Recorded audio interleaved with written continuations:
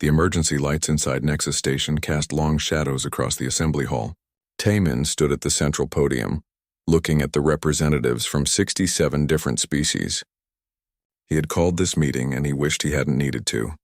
The holographic display behind him showed a map of their galaxy, but nearly half of it was covered in black. The black areas were gone, not just empty, gone, consumed by something the Council called the Void Plague. Taemin cleared his throat. His species communicated through sound, though many others in the room used light, chemicals, or electromagnetic pulses. The translation devices would handle it. They always did. The situation has worsened, he began. His voice carried the weight of 3,000 years of peaceful civilization crumbling away. 40% of known space is now lost. The plague consumed 6 more star systems last week alone. At this rate, we have less than 2 years before it reaches the core worlds. A representative from the Vel species rose. The crystalline being's body chimed with distress. We have sent 300 research expeditions to study the plague's edge. None have returned useful data. Most do not return at all, Taemin nodded slowly. He knew this story well. Every species in the Council had tried. The Morn had sent their best scientists. The Pel had risked their finest ships. The Kree had volunteered their bravest explorers. All had failed, and the word brave meant something different for each species. For all of them, it meant going as close to certain death as their biology would allow. That was the problem. Their biology would not allow much. Taemin had studied the reports carefully. The Void Plague did something to space itself. It did not just destroy matter. It created an area where fear became a physical force. Every species that approached felt overwhelming terror. Their bodies shut down, some froze, some fled, some simply stopped functioning. The fear was not psychological. It was biological, evolutionary. 3 billion years of survival instinct screaming that death was ahead. And every sentient species in the Council listened to that scream. We cannot approach close enough to study it, another representative said.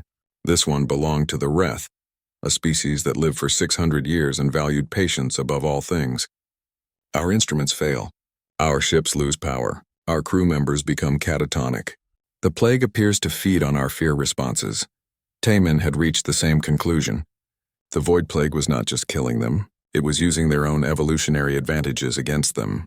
Every species in the Council had evolved on relatively safe worlds. They had developed intelligence, cooperation, and technology. They had learned to avoid danger, to calculate risk, to preserve their populations. These traits had made them successful.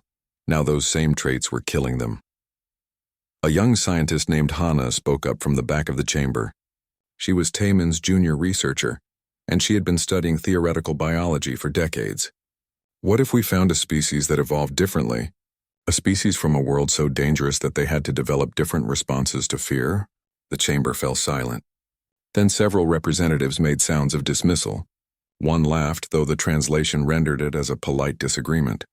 Death worlds are theoretical, someone said. No complex life could evolve on a truly hostile planet. The evolutionary pressure would be too great.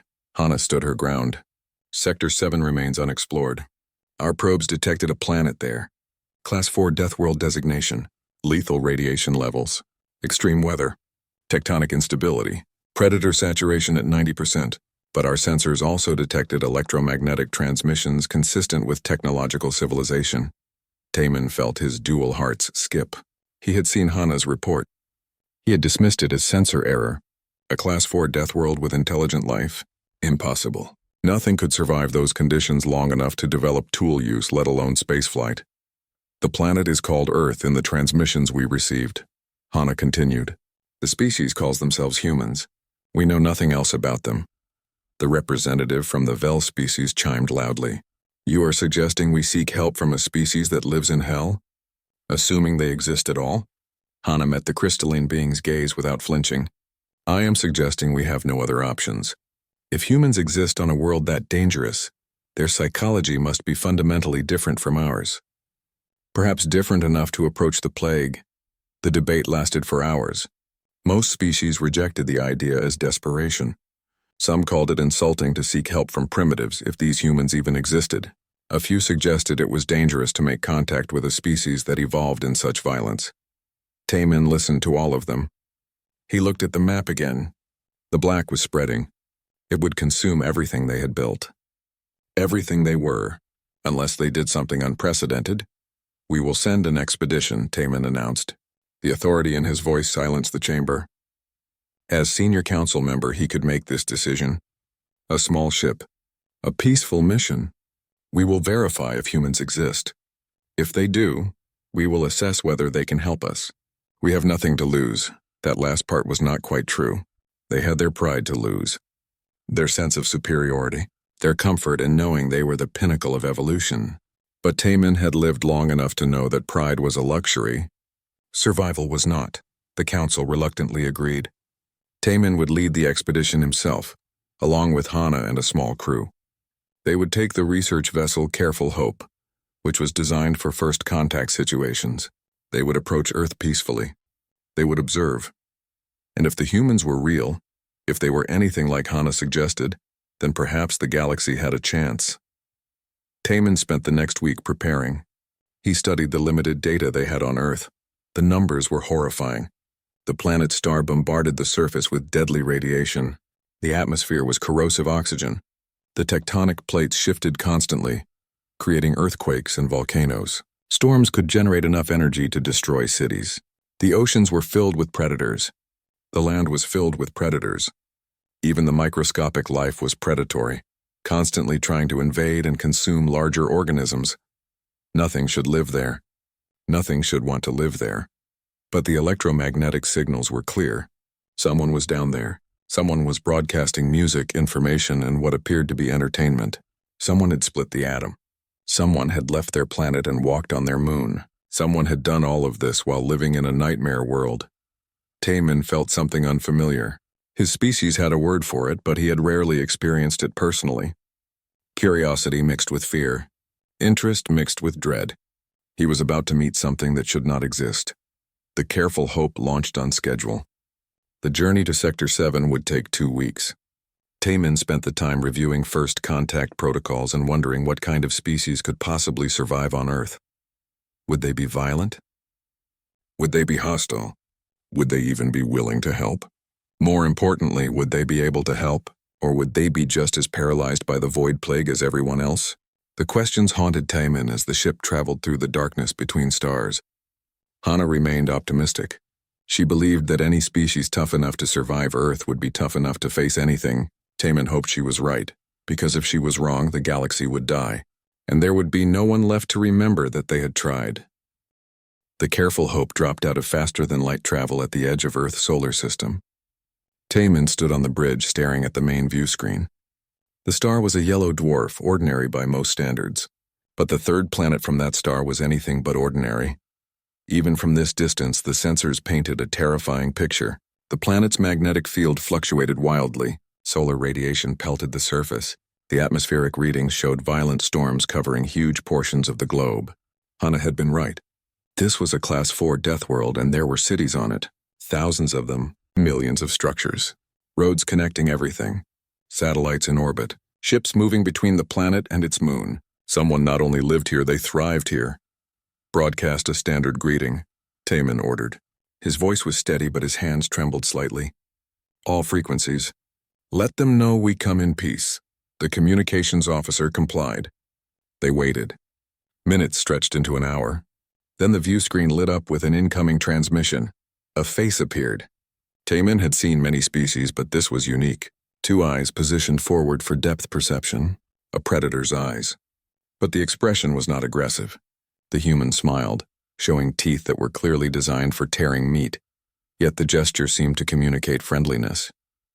"Hello?" the human said.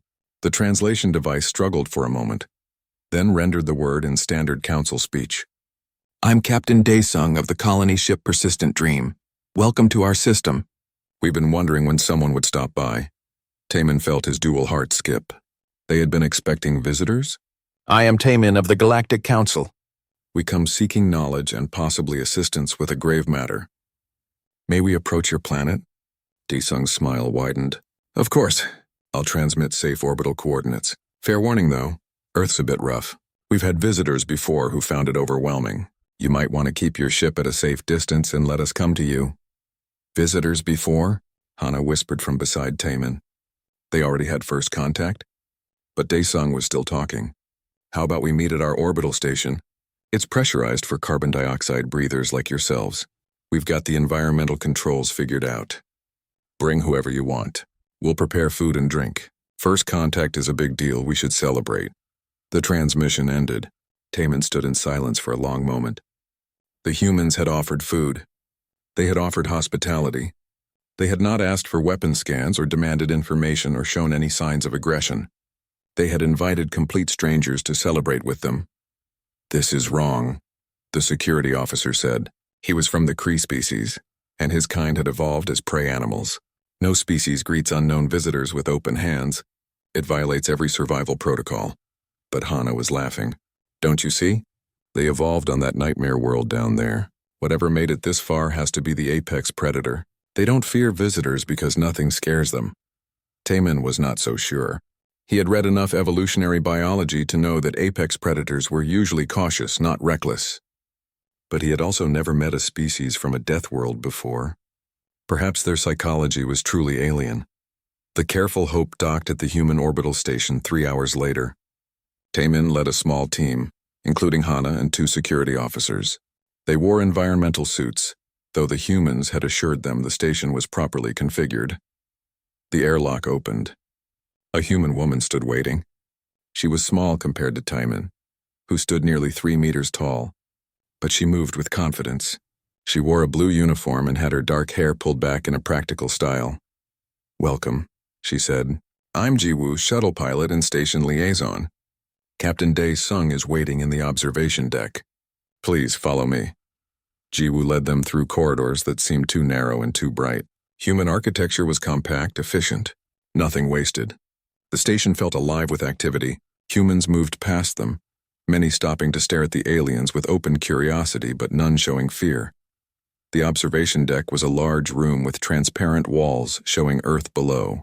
The planet was beautiful and terrible. Blue oceans, white clouds, green and brown land masses, and everywhere signs of civilization. Lights from cities, ships in the atmosphere, structures on the surface. Captain Dae-sung stood waiting. He was older than Jiwoo with gray in his hair, but he moved like someone much younger with energy and purpose. He extended his hand and the translation device explained that this was a human greeting called a handshake. Taemin carefully took the hand. The human's grip was firm but not threatening. "Thank you for agreeing to meet with us," Taemin said. "We have much to discuss." Dae-sung gestured to a table laden with food and drinks. "Let's talk over a meal. We prepared some dishes that should be safe for your biology. Mostly plant-based. We weren't sure what you could digest." As they settled around the table, Taemin explained the situation. The void plague, the loss of 40% of the galaxy, the inability of any council species to approach close enough to study it, the desperate need for help. Dae-sung listened intently. When Taemin finished, the human was quiet for a moment. Then he said, "You came here because you think we can handle fear better than you can." "We hope so," Hana said. "Your world is so dangerous that we theorized you might have evolved different responses to threats." Jiwoo laughed. It was a sharp sound that made Taemin flinch, but she was clearly amused, not angry. "Oh, we get scared, trust me. Earth tries to kill us constantly. Earthquakes, hurricanes, volcanoes, predators, diseases. We're terrified most of the time." "But you continue living there," Taemin said. "You built a civilization. You went to space. How is this possible if you are afraid?" Dae-sung exchanged a glance with Jiwoo. Something passed between them, some understanding that the translation device could not capture. Then Dae-sung said, "We're afraid, but we do things anyway. Fear tells us something is dangerous. It doesn't tell us to give up. There's a difference between feeling fear and letting fear control you." The concept made Taemin's head hurt. In his species, fear was a stop signal, an absolute command from biology to avoid, retreat, or freeze. The idea of feeling fear and then choosing to act against it was like saying you could choose to stop breathing. "I don't understand," Taemin admitted. Jiwoo stood and walked to the observation window. She looked down at Earth. "See that planet? It's trying to kill us right now. There's probably a hurricane forming over the Pacific. Probably an earthquake somewhere. Definitely a few hundred different diseases spreading through populations. But we live there because it's our home. We're not stupid about it. We build structures that can withstand earthquakes. We track hurricanes and evacuate. We develop medicine. We adapt. But the fear, Hana said. How do you function when your biology is screaming danger? We have a word for it, Daesung said. Courage. It means doing what needs to be done even when you're scared. Every human understands this. We teach it to our children. It's how we survived. Taemin felt something shift in his understanding. These humans were not fearless. They were not apex predators without caution. They were a species that had learned to master their fear instead of being mastered by it. And if they could do that, perhaps they could approach the void plague. Will you help us? Taemin asked. Jiwoo turned from the window. Her eyes were bright with something the translation device labeled as excitement. Are you kidding? A mystery that's killing an entire galaxy? A phenomenon that feeds on fear? That's the most interesting thing I've heard all year. Of course we'll help, Daesung nodded. But we'll need full data access. Complete records of the plague. Every failed expedition. Every sensor reading. And we'll need to send our own people to look at it. Not your people, ours. That can be arranged, Taemin said. He felt hope for the first time in months. It was a strange feeling, almost as uncomfortable as fear. But it was also intoxicating. When do we start? Jiwoo asked. Immediately, Taemin replied. Time is not on our side. Jiwoo grinned, showing those predator teeth again. Good. I was getting bored with routine patrols anyway. Let's go save a galaxy. Jiwoo arrived at Nexus Station 2 weeks later aboard a human transport ship. Taemin waited at the docking bay with Hana and several dozen council representatives who wanted to see a human in person. The airlock opened and Jiwoo stepped through wearing a simple flight suit and carrying a single bag. She looked around at the assembled aliens and waved. Hello, everyone. This is quite a welcoming committee. Within hours, Jiwoo had become the most studied being in council history. Scientists from every species requested time with her. Medical scans, cognitive tests, physical examinations. Jiwoo agreed to everything with a cheerfulness that baffled most observers. Kyung-soo arrived 3 days later with a team of human researchers and medical staff. He was a doctor and had volunteered to help the council understand human biology. He set up shop in one of the station's medical bays and began conducting demonstrations. Taemin attended the first presentation. The room was packed with council scientists, all eager to understand these impossible creatures. Kyung-soo stood at the front, a holographic display showing a human brain beside him. Humans do experience fear, he began. We have all the same biological fear responses as most species. Adrenaline release, elevated heart rate, heightened senses. The difference is here. He pointed to a region of the brain, the prefrontal cortex. This part of our brain can override the fear response. We can feel terror and still choose to act. It's not that we don't feel fear. It's that we can decide what to do about it. A Vel scientist chimed with confusion. But evolution favors survival. Why would your species develop the ability to ignore survival instincts? Kyung-soo smiled. Because on Earth, running away wasn't always an option. Sometimes the only way to survive was to face the danger directly. A mother protecting her child from a predator. A group hunting dangerous prey. A tribe defending their home from invaders. The humans who could push through fear survived. The ones who couldn't didn't. He pulled up a series of videos. Taemin watched in growing horror and fascination. Humans running into burning buildings to save others. Humans diving into stormy waters to rescue drowning people. Humans standing in front of weapons to protect strangers. Humans climbing mountains just to see what was at the top. This one is my favorite, Kyung-soo said, showing footage of a human jumping out of an aircraft with nothing but fabric straps. We call it skydiving. It's a recreational activity. The room erupted in confused discussion. Recreation? They risked death for fun? Hana stood up. But why? What purpose does this serve? Kyung-soo thought for a moment. Joy challenge, testing our limits. Humans don't just want to survive. We want to thrive. We want to push boundaries. We want to see what we're capable of. Fear is just another boundary to push against. A researcher named Yoonji arrived from Earth the following week with another team. She was a psychologist and had brought extensive data on human culture and history. Her presentation focused on something she called hope. Hope is not an emotion, Yoonji explained to a room full of confused aliens. It's a cognitive process. It's the ability to envision a positive future and take steps toward it, even when current circumstances suggest failure. She showed them records of human history. Humans fighting diseases that killed millions. Humans building civilizations after disasters destroyed everything. Humans looking at a night sky and deciding to reach it. Humans facing impossible odds and refusing to surrender. Every other species in the Council evolved on relatively safe worlds, Yunji continued. You learn to avoid danger, calculate risk, preserve your populations. These are excellent survival strategies. But humans evolved on a world where danger was unavoidable. We couldn't run from it. We had to learn to face it. And to face danger repeatedly, you need hope. You need to believe that tomorrow can be better, even when today is terrible. Taemin listened and felt his worldview crumbling. The Council had always assumed they were the pinnacle of evolution. 3,000 years of peace and prosperity proved their superiority. But now he wondered if they had simply been lucky, born on easy worlds, never truly tested. Later that evening, Taemin found Jiwoo in the station's observation lounge. She was looking out at the stars, drinking something hot from a cup. May I join you? Taemin asked. Of course. Jiwoo gestured to the seat beside her. They sat in silence for a while. Then Taemin asked the question that had been bothering him. Are you not afraid of us? We are strangers. We could be hostile.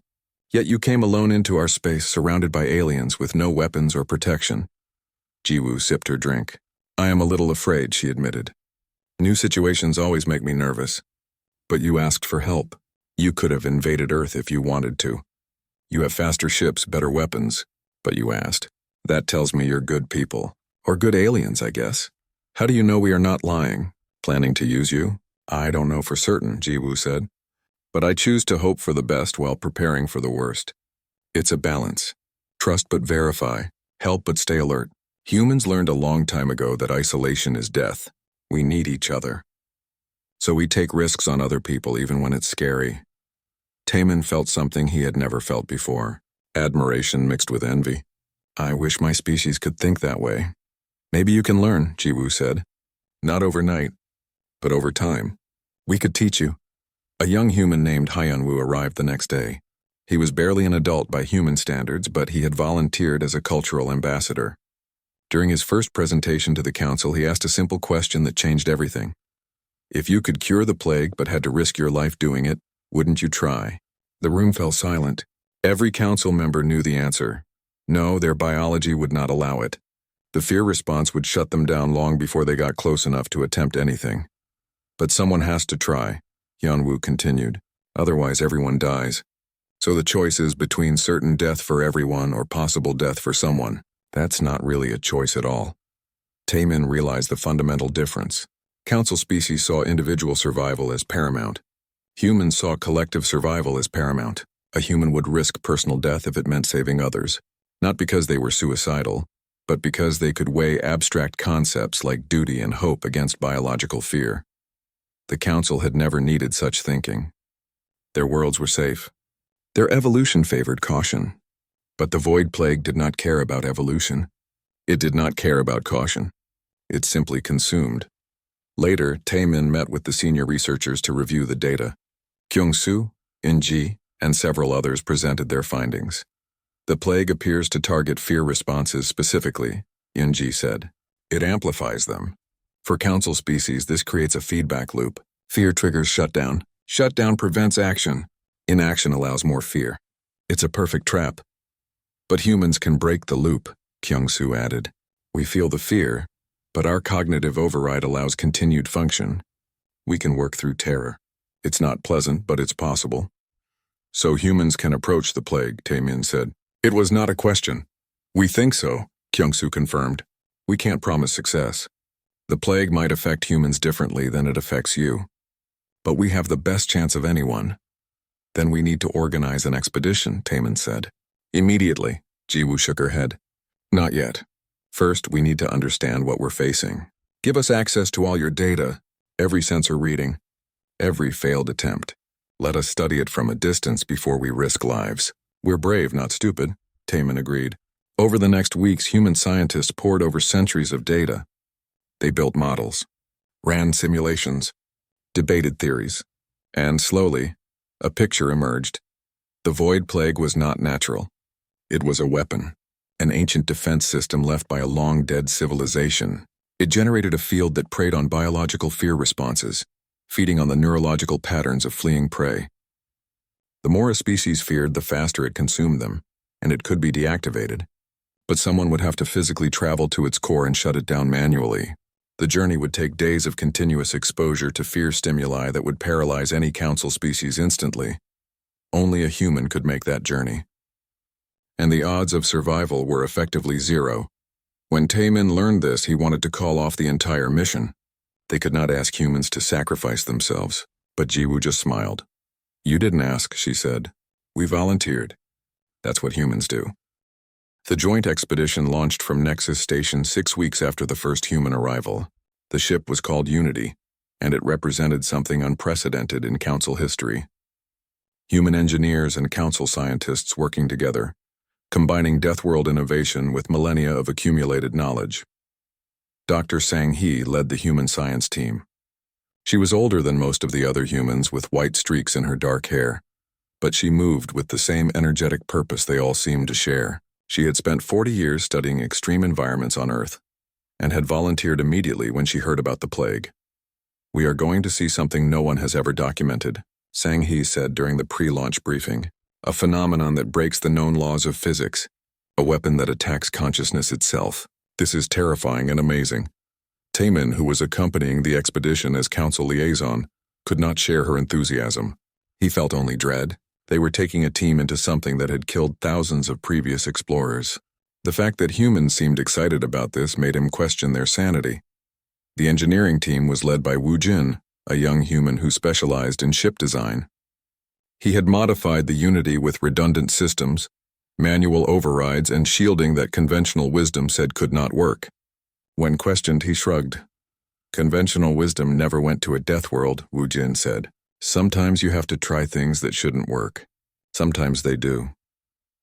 The pilot was Min Seo, a woman in her 30s who had flown rescue missions through hurricanes on Earth. She would be the one navigating through the plague's distortion field. During simulations, she remained calm while council pilots experienced simulated fear responses and failed every test. The Unity carried a crew of 20.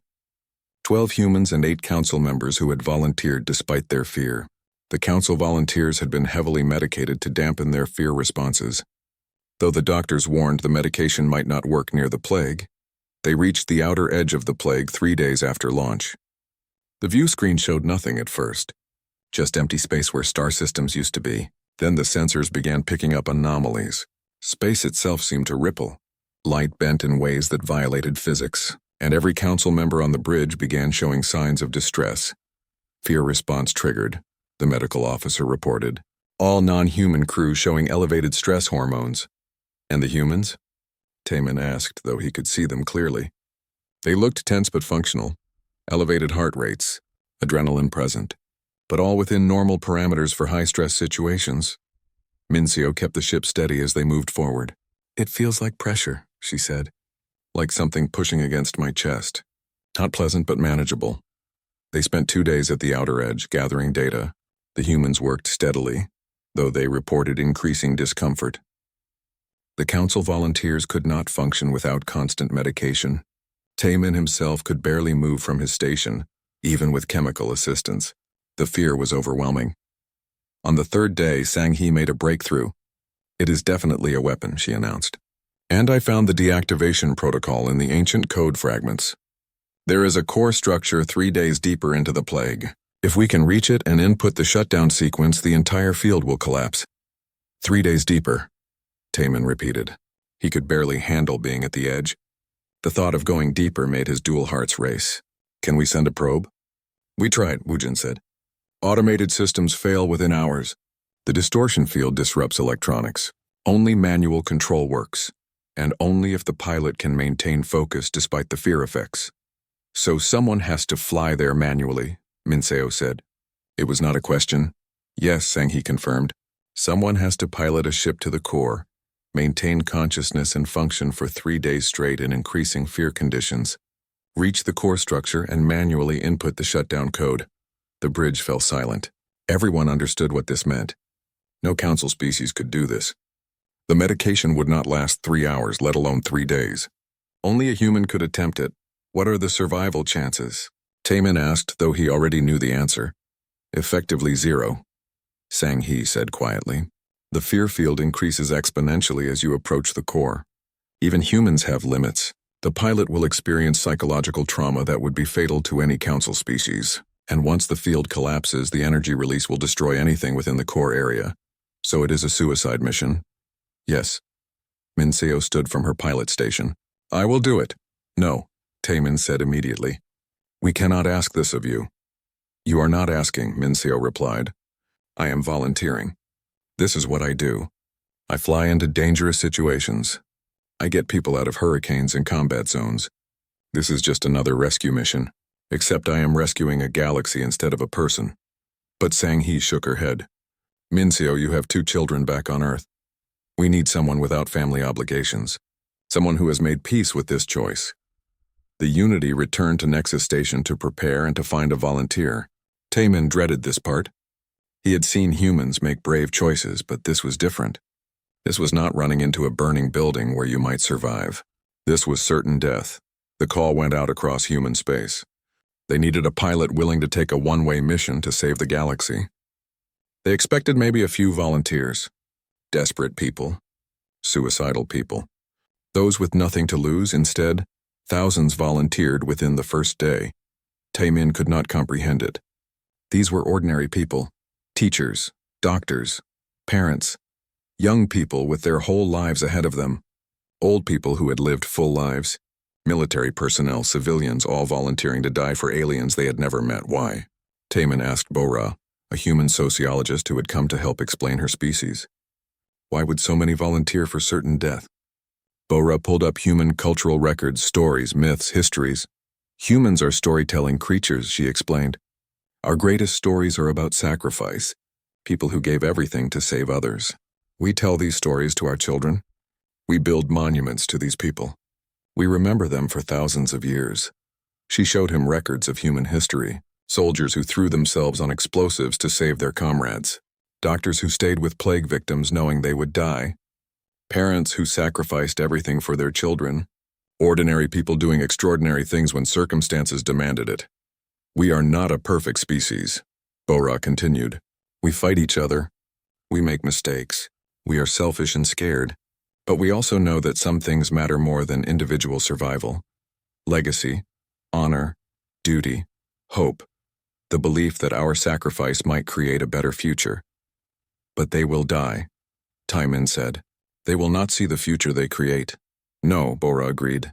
But they will know they made it possible. That is enough for many humans. The selection process took a week. The human government wanted to ensure volunteers understood what they were choosing. They underwent psychological evaluation, physical testing, interviews with family members. The council watched this process with growing respect and horror. Finally, they chose Jae-hoon. He was 42 years old and had worked in rescue operations for 20 years. He had once spent 40 hours in a collapsed mine, holding a support beam in place while others evacuated trapped children. His psychological profile showed exceptional stress management and problem-solving under extreme pressure. He had no spouse or children, and when asked if he understood he would not return, he simply nodded. I have spent my life saving people, Jae-hoon said during his final interview. This is the biggest rescue I will ever do. How could I say no? Taemin met with Jae-hoon the night before the mission. They sat in a quiet room on Nexus Station. Taemin wanted to say something meaningful. Thank you. I am sorry. You are the bravest being I have ever met. But the words felt inadequate. Are you afraid? Taemin finally asked. Jae-hoon smiled. Terrified. I keep thinking about 1,000 ways this could go wrong. I imagine what the fear field will do to me. I think about never seeing Earth again. My friends. The mountains I like to climb. Yes, I am very afraid. Then why do it? Because I can, Jae-hoon said simply. I have the skills. I am willing. If I do not try, everyone dies, including Earth, including humanity. If I try, maybe everyone lives. That is not really a choice. That is just math. Your species is insane, Taemin said, but there was no judgment in his voice. Only awe. Jae-hoon laughed. Probably. But we are your kind of insane. The preparation took 3 more days. Engineers modified a small ship for the solo mission. They stripped out everything unnecessary and reinforced the manual control systems. They loaded the shutdown codes. They programmed the navigation with the route Sang-hee had calculated. And they equipped the ship with communication systems that would broadcast Jae-hoon's status back to Nexus Station. The ship was named Last Hope by the human crew. Taemin thought the name was too grim, but Jae-hoon approved it immediately. Accurate and honest, he said. I appreciate that. During those 3 days, Jae-hoon became a celebrity across the galaxy. News of his mission spread through every council world. Aliens who had never given humans much thought suddenly watched footage of this one man preparing to die for them. Messages poured in from every species. Thank you. We are grateful. We will remember you. Jae-hoon read some of the messages, but not all of them. It feels strange being famous for something I have not done yet, he told Jiwoo. What if I fail? Then you fail, Jiwoo said. But you tried. That matters. The humans threw a gathering the night before launch. They called it a send-off party. Taemin attended along with several council representatives. He expected it to be somber, like a funeral. Instead, it was loud and full of laughter. Humans shared food and drinks. They told stories. They played music. Jae-hoon sat at the center of it all, relaxed and smiling, as if he was not about to fly into hell tomorrow. Taemin watched in confusion. This was not how his species would handle this situation. They would spend the time in quiet reflection, saying goodbye, making peace, but humans were different. They celebrated. They laughed in the face of death. An artist named Soo-jin presented Jae-hoon with a painting. It showed Earth from space, blue and beautiful and terrible. Take this with you, she said, so you remember what home looks like. Jae-hoon accepted it with tears in his eyes. Thank you. I will keep it with me until the end. Council representatives approached Jae-hoon throughout the evening. They wanted to say something, to express their gratitude, their admiration, but most found themselves speechless. How do you thank someone for dying for you? Taemin finally approached late in the evening. I want you to know that what you are doing will never be forgotten. The council will ensure your name lives forever. We will tell your story to every generation. You will be remembered as the human who saved the galaxy. Jae-hoon looked at him with those predator eyes that no longer seemed threatening. That is kind of you. But I am not doing this for fame. I am doing it because it is the right thing to do. Because I can help. That is enough reason. But are you not angry? Resentful? You did not create this problem, yet you are the one who must die to fix it. Jae-hoon considered this. I used to get angry about unfairness. But I learned something during my years in rescue work. Life is not fair. Bad things happen to good people. Disasters strike randomly. You can be angry about it or you can choose to help fix it. Being angry does not save anyone. Taking action does. Your species has a word, Taemin said. Hope. I am beginning to understand what it means. Hope is why I can do this, Jae-hoon said. I hope my death means children on your worlds grow up safe. I hope it means humans and aliens can be friends. I hope it means something better exists tomorrow than exists today. Hope is not certainty. It is choice. I choose to believe this matters. The party continued late into the night. Min Seo taught a group of aliens a human custom called a toast. They raised their glasses and repeated her words. To those who walk into darkness so others may see dawn. For the first time in council history, alien species felt something their biology should not allow. They felt inspired, they felt grateful, and they felt the beginning of something humans called courage. The launch was scheduled for the next morning. Jae-hoon arrived at the docking bay wearing a flight suit and carrying Soo-jin's painting. Hundreds of people had gathered to see him off. Humans and aliens standing together in silent respect. Sang-hee did a final equipment check. Everything is ready.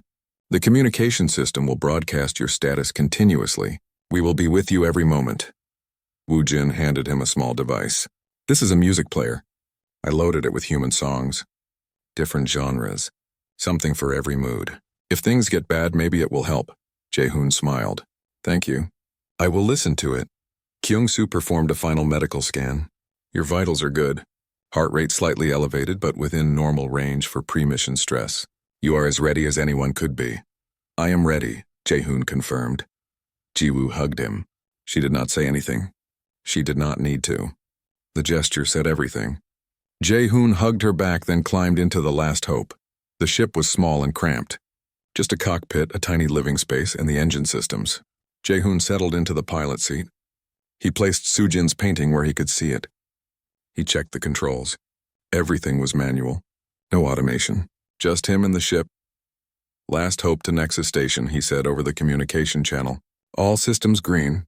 Ready for departure. Nexus Station to Last Hope, Taemin replied. His voice was thick with emotion he did not bother hiding. You are cleared for launch. May fortune favor you, Jae-hoon. Fortune has nothing to do with it, Jae-hoon said. But I appreciate the thought. The Last Hope detached from the station. Jae-hoon oriented the ship toward the void plague and engaged the engines. The ship accelerated smoothly. Within minutes, Nexus Station was behind him. Ahead was only darkness and the impossible journey. For the first hour, everything was calm. Jae-hoon flew steadily, following the navigation path. He reported his status every 15 minutes. Vitals good. Ship performing well, no issues. Then he reached the outer edge of the plague. The pressure sensation he had described began immediately. Jae-hoon's breathing quickened. His heart rate climbed, but his voice remained steady. Entering the plague boundary now. I feel the fear effect. It is like being watched by something hungry. Not pleasant, but manageable. Continuing forward. On Nexus Station, every screen showed Jae-hoon's biometric data. Every council member watched. They saw his fear responses trigger. Adrenaline flooded his system. His hands trembled. His pupils dilated. Every biological signal screamed, danger, danger, flee. But Jae-hoon kept flying forward. This is interesting, he said 2 hours later. His voice was strained now. The fear is getting worse. I see shadows at the edge of my vision. Things that are not there. My brain is trying to convince me to turn back. But I remember why I am here. I remember the children on all those worlds who will die if I fail. That helps. 4 hours in, Jae-hoon started playing music. The communication channel picked it up. Humans recognized it immediately. Old songs.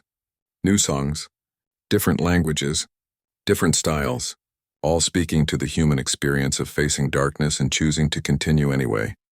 Music helps, Jae-hoon reported. Gives me something to focus on besides the fear. Reminds me that humans have always done scary things.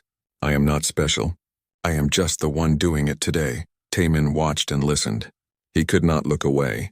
This human was doing something his biology said was impossible. Flying towards certain death. Maintaining function despite terror. Choosing hope over fear. And Jae-hoon was not some superhuman. He was ordinary. Just a rescue worker. A man who climbed mountains and helped people. Someone's friend. Someone's colleague. An ordinary human doing an extraordinary thing because circumstances required it. If one human could do this, Taemin wondered, what could humanity accomplish? What limits did they not have? What problems could they not solve? The night passed. Jae-hoon flew on through darkness. He reported regularly. Sometimes his voice was steady. Sometimes it broke. Sometimes he was silent for long periods. But he never stopped. He never turned back. I am scared, he admitted at one point. I want to go home. I want to see Earth again. I want to climb mountains and eat good food and talk to my friends. But I cannot have those things and also save the galaxy, so I choose the galaxy. That is what humans do. We choose what matters most, even when it hurts. Dawn came at Nexus Station. Jae-hoon had been flying for 12 hours. He was 1/6 of the way to his destination. He had 2.5 days left. The galaxy watched. And hoped. Hour 17 marked a turning point. Jae-hoon's transmissions became irregular. His breathing was harsh over the communication channel.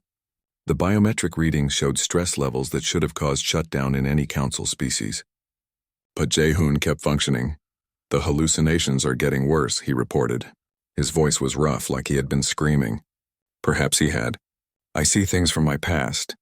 The mind collapse. The children trapped in the dark. I see them dying. I see myself failing. I know it is not real. The rational part of my brain knows, but the fear part does not care about rational. On Nexus Station, the humans gathered in the main observation room. They listened to every transmission. Some held hands. Some prayed to various deities. Some simply stood in silence. But none of them looked away. If Jae-hoon could face this, the least they could do was bear witness. Taemin stood with them. He had not slept since the mission began. He could not.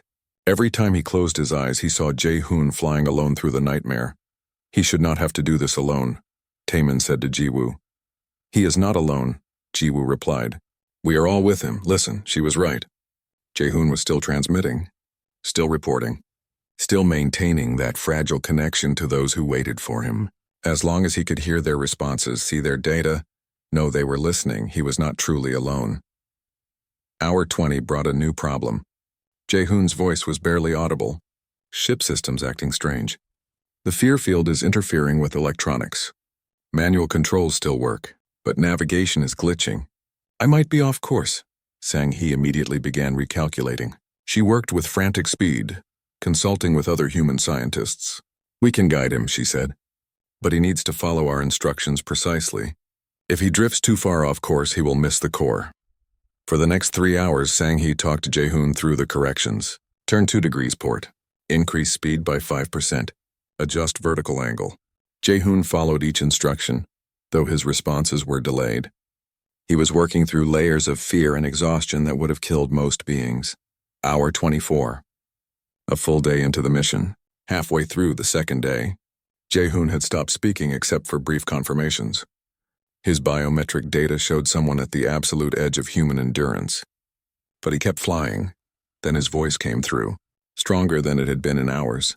I am playing the music Woo Jin gave me. There is a song here, Old Earth, called You Will Be Found. It is about people who are lost and afraid, about how others will come for them, about not being alone. Whoever wrote this understood. The humans in the observation room recognized the song. Some started crying. Some started singing along. The words transmitted back to Jae-hoon through the communication link. Human voices joining him across the light years, promising he was not forgotten, promising his sacrifice mattered. Hour 30 marked the beginning of the second night. Jae-hoon had been awake for 30 hours straight, flying, fighting fear, maintaining course. The physical toll alone should have been impossible, but humans from Earth were used to impossible. I want to sleep, Jae-hoon said. So tired. But if I sleep, I might not wake up, or I might drift off course. So I will stay awake. I have done longer. Once stayed awake for 50 hours during a rescue operation. This is just another rescue, just another job. But his voice betrayed the lie. This was not just another job. This was agony. This was fighting every instinct. This was choosing duty over survival, hour after hour after hour. Hour 35 brought crisis. Jae-hoon stopped responding. The biometric data still showed life signs, but he was not acknowledging transmissions. The humans panicked. Had he passed out? Lost consciousness? Given up? Jae-hoon, Taemin said into the communication channel. Can you hear me? Silence. Jae-hoon, please respond. More silence. Minutes stretched. The room held its collective breath, then a sound. Breathing. Harsh and ragged. Still here, Jae-hoon finally said. Sorry, had to close my eyes for a moment. The visions. They are terrible. I see everyone I could not save in my career. Every failure. Every person who died despite my best efforts. The plague is showing me my worst memories, making them real. They are not real, Ji-woo said. You know this, I know. But knowing does not make them less painful. I remember a child. Pulled from a building fire. She died before reaching the hospital. I see her now, accusing me. Why did you not save me? Why was I not enough? Why did I die? And I do not have answers. Hae-won, a human musician, spoke up. Jae-hoon, I am sending you something. New music. I just composed it, for you, to remind you why you are there. The transmission went through. Soft piano music filled the channel, simple, beautiful, hopeful. Not triumphant, not heroic. Just gentle and persistent. Like a human walking forward through darkness. Jae-hoon listened. When it ended, he said, thank you. That helped. I am continuing. Hour 40 saw Jae-hoon laugh. It was a broken sound, but definitely laughter. This is absurd, he said. I am flying through impossible space, seeing impossible things, about to do an impossible task, and I am worried about whether I turned off my kitchen stove back home. Human brains are ridiculous. The moment of levity helped everyone. It reminded them that Jae-hoon was still himself, still human, still capable of finding absurdity funny even in hell. But hour 45 brought him to his lowest point. His voice came through broken and small. I want to turn back. I want to go home. I am so tired, so scared. Every part of me is screaming to run, to give up, to save myself. It would be so easy. Just turn the ship around, go back. Let someone else do this. Why does it have to be me? The observation room fell silent. This was the moment they had feared. The moment when even a human's resolve might break. Taemin did not know what to say. How do you convince someone to continue toward certain death? But he did not need to say anything. Because the humans did. Because you can, Jiwoo said simply. Because we need you, Sang-hee added. Because children are depending on you, Kyung-soo said. Because you are brave enough, Soo-jin said. Because you made a choice, Woo-jin said. Because you are not alone, Hae-won said. One by one, humans spoke. Then aliens began speaking too. Taemin found his voice. Because you are showing us what courage means. Because you are teaching the galaxy to hope. Because you matter, Jae-hoon. You matter more than you know. The messages kept coming. Hundreds of voices, thousands, from across the station. From ships in nearby space. From planets light years away. All transmitting support. All promising to remember. All telling Jae-hoon that his sacrifice had meaning. When the messages finally stopped, Jae-hoon was quiet for a long time. Then he said, "Okay, thank you. I am continuing. Not because it is easy. Not because I am not afraid. But because all of you believe in me. I will not let you down." Hour 55. Less than 12 hours from the core. Jae-hoon's transmissions were sparse. He reported course corrections. Status updates. Nothing more. He was saving his energy, conserving his will, preparing for the final push, hour 60. The third day began. Jae-hoon had been flying for 60 hours straight. No sleep, no rest. Just constant vigilance against overwhelming fear. The biometric data showed someone running on willpower alone. His body was shutting down, but his mind refused to quit. 10 hours left, Jae-hoon said. I can see the core on sensors now.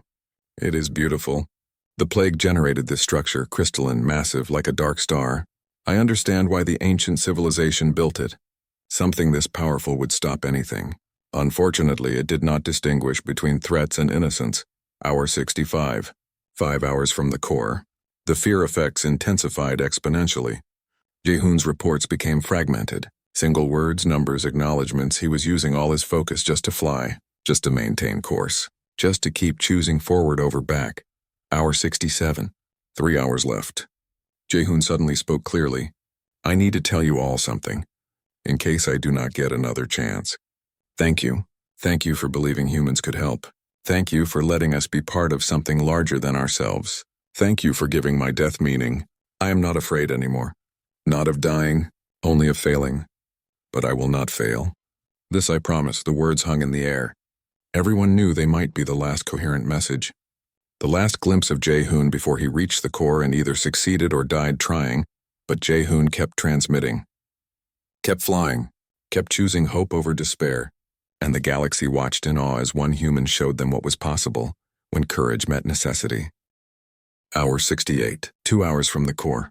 Jae-hoon's breathing came through the channel in ragged gasps. His biometric readings had gone beyond dangerous into impossible. Heart rate over 200.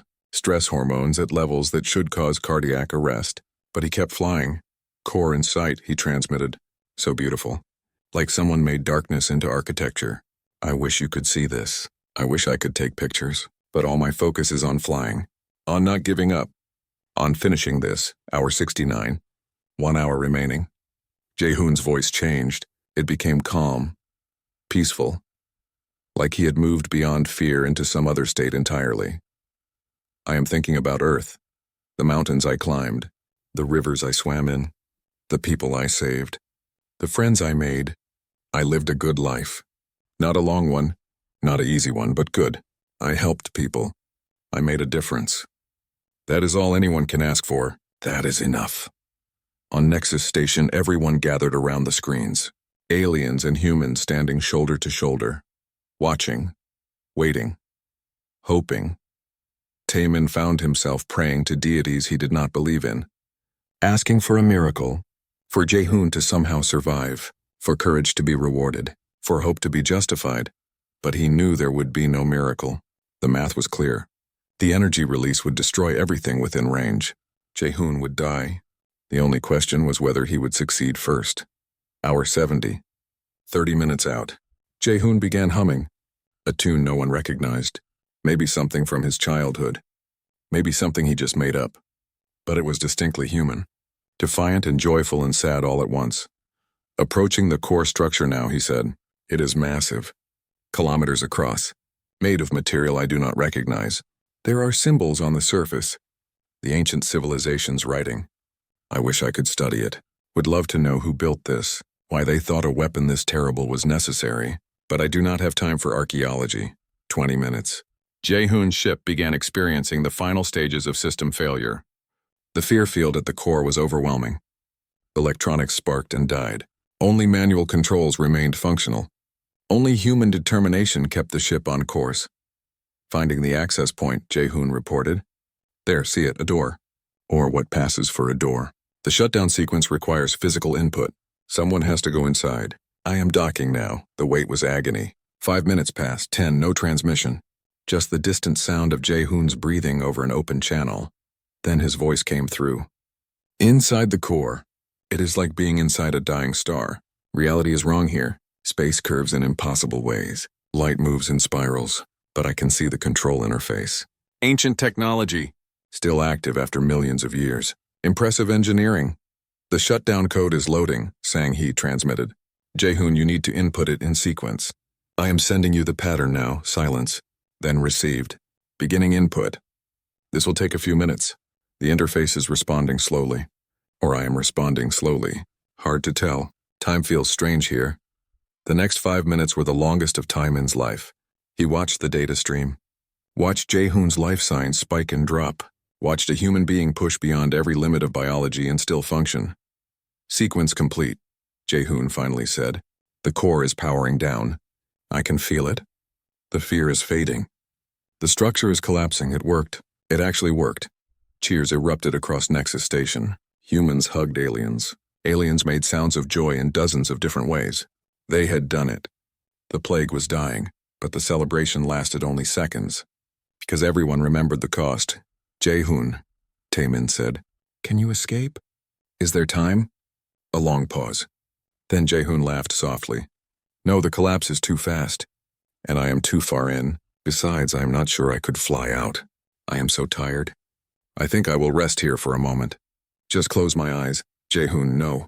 Stay awake, please. It is okay, Jae-hoon said. His voice was fading. I did what I came to do. The galaxy will live. That is enough. That is more than enough. We will remember you, Jiwoo said. Tears streamed down her face. Everyone will remember you. Tell Earth I am proud to be human. Tell them we did good. Tell Hana she was right about everything. Tell the children on all the worlds that they get to grow up now. Tell them a human named Jae-hoon made sure of it. The transmission broke up. The core's collapse was interfering with everything. Through the static, they heard Jae-hoon's last words. It is beautiful here. So beautiful. Like seeing the birth of stars.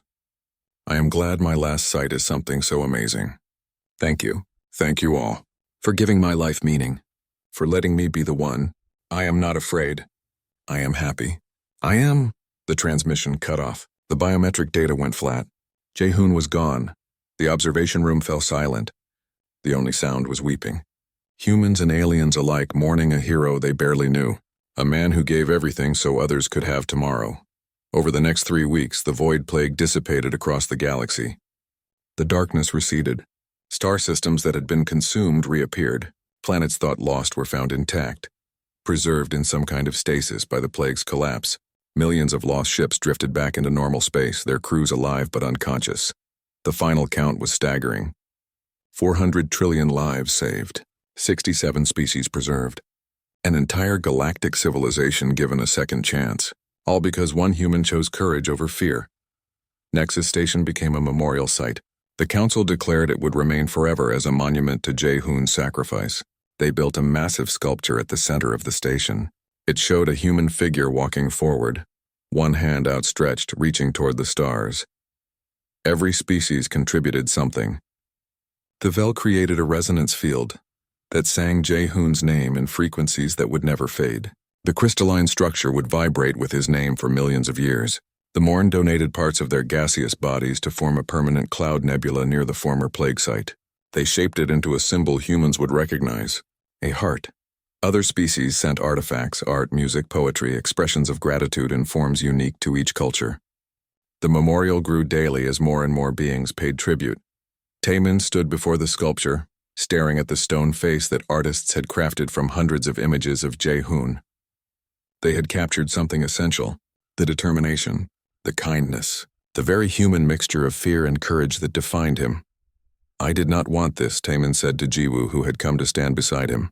"I did not want anyone to die." "None of us did," Jiwoo replied. "But Jae-hoon knew the cost. He chose it anyway. That is what makes it matter. Your species is remarkable. Our species is just trying to survive, same as yours. We just learned to do it differently." Jae-hoon was not special among humans. He was what we all aspire to be. Brave when it matters, kind when it costs nothing, willing to sacrifice when it is necessary. Taemin proposed the Jae-hoon protocols at the next council session. The proposal was simple. Humanity would be integrated into galactic civilization, not as junior members but as equal partners with special status. Humans would serve as first responders to threats that paralyzed other species. In exchange, the council would share all knowledge, all resources, all technology. The vote was unanimous. Every species agreed. How could they not?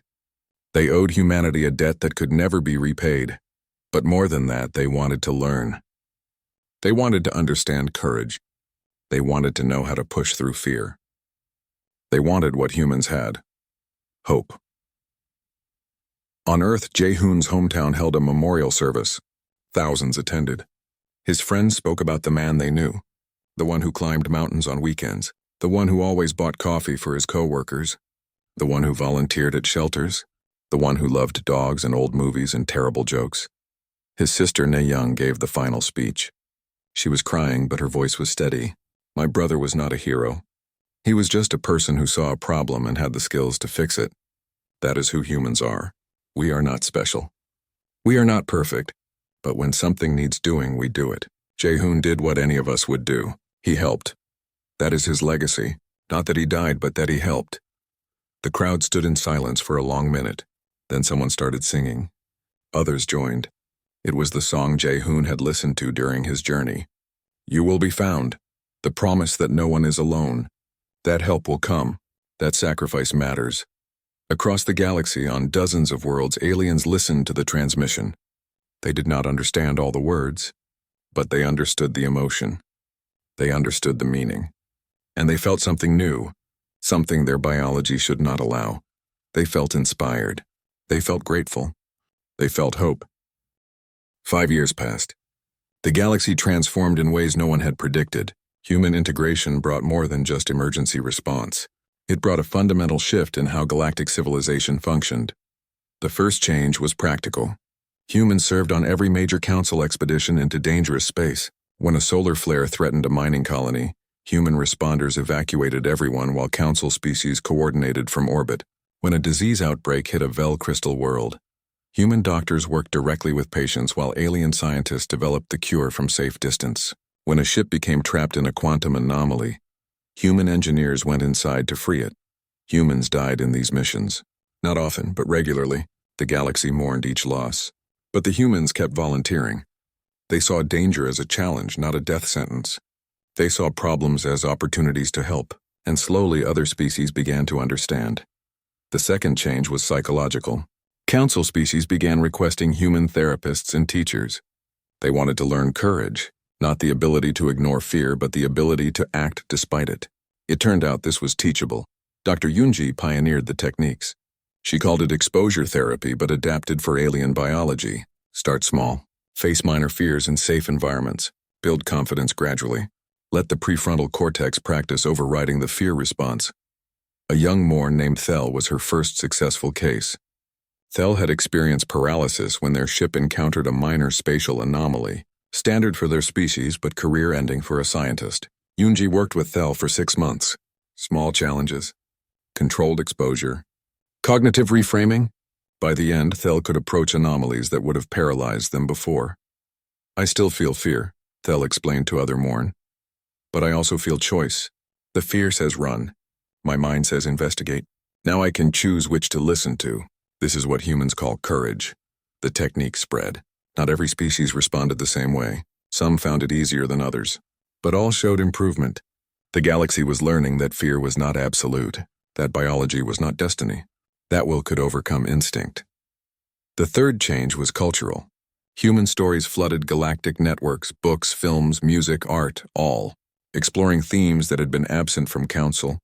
Culture, sacrifice, heroism, redemption, the idea that individuals could change history through choice and courage. Young aliens consumed these stories eagerly. They dreamed of being brave, of making a difference, of mattering. Human entertainment was not just popular, it was revolutionary. It showed Council species possibilities they had never imagined. The fourth change came from Earth itself. The Council offered to relocate humans to safer worlds, paradise planets with stable climates and no predators. Humans politely declined. Earth was home. Yes, it was dangerous. Yes, it tried to kill them regularly. But it was theirs. And more than that, they needed it. The danger made them who they were. Take us off Earth and we stop being human, Captain Daesung explained to confused Council members. We need the challenge. The constant threat. It reminds us to be brave. It teaches us to appreciate life. You cannot learn courage on a safe world. Instead, the Council built an academy on Earth, the first interstellar university on a death world.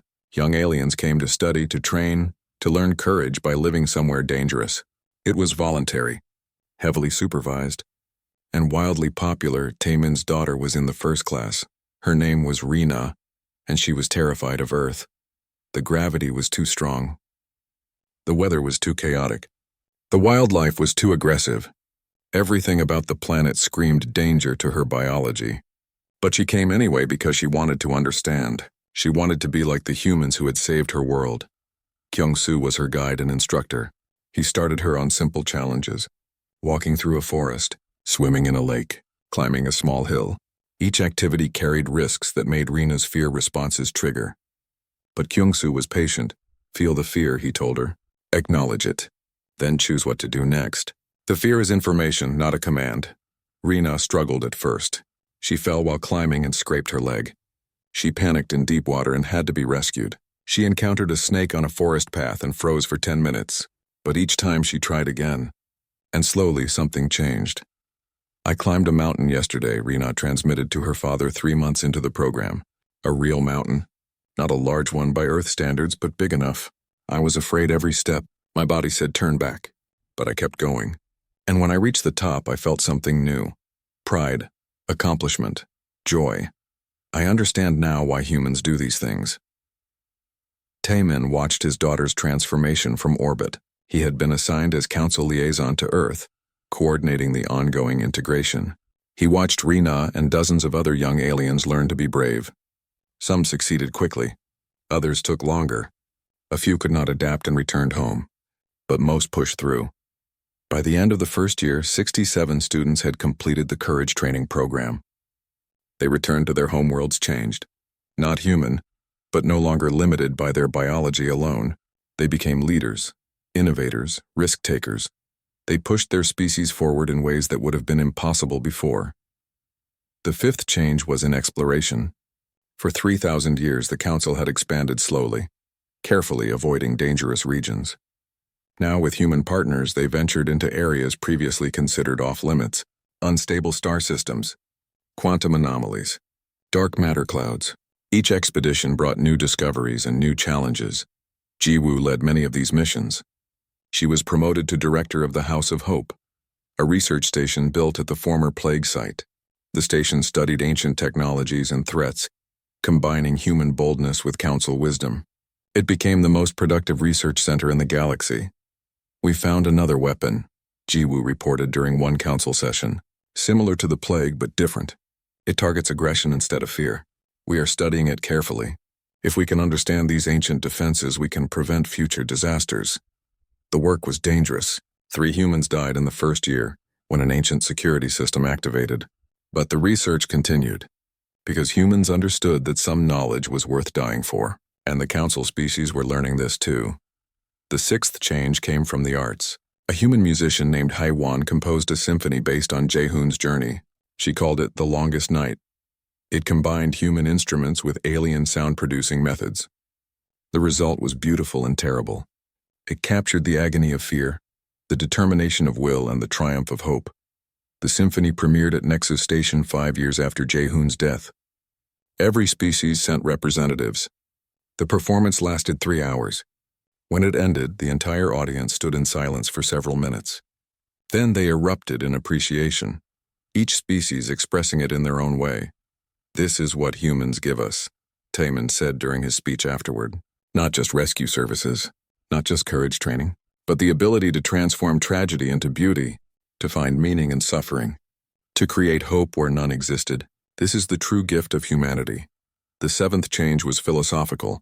Council religions and philosophies had always focused on harmony, balance, and order. Human beliefs introduced chaos, struggle, and transformation. The two worldviews clashed at first. Then they began to merge. A new movement emerged, blending council wisdom with human courage. It taught that peace was valuable, but so was challenge. That safety was important, but so was growth. That preservation mattered, but so did change. The movement called itself the Path of Balanced Courage, and it spread rapidly among younger council members. "We were stagnant," explained one elderly Vel philosopher who converted to the new way. "We had achieved stability at the cost of progress. We had peace but no purpose." Humans reminded us that life requires struggle. That meaning comes from overcoming difficulty, that we were surviving but not truly living. The eighth change was the most profound. Human-alien families began forming. Not biological families, as the species were too different, but chosen families. Humans adopting alien children whose parents died. Aliens taking in human orphans. Mixed crews becoming so close they considered themselves siblings. The boundaries between species began to blur, and everywhere, the word spread. Hope. The humans taught the galaxy to hope. At the 5-year anniversary of Jae-hoon's mission, a ceremony was held at Nexus Station. Representatives from every world attended. The council unveiled a new designation. Jae-hoon was named the first friend of the galaxy. His sacrifice had not just saved lives. It had united species. It had transformed civilization. Na-young attended as Earth's representative. She stood before the assembled aliens and spoke about her brother. Jae-hoon would be embarrassed by all this attention. He would say he was just doing his job. But I want you to know something. Jae-hoon represents the best of humanity, but he is not unique. There are millions of humans like him, willing to help, willing to sacrifice, willing to face darkness so others can see light. This is who we are. This is what we offer the galaxy. The ceremony ended with the lighting of memorial flames. Each species contributed fire in their own way. Some used plasma, some used bioluminescence, some used chemical reactions, but all contributed. And the combined light was brighter than any single source could create. Taemin watched with Rina beside him. His daughter H,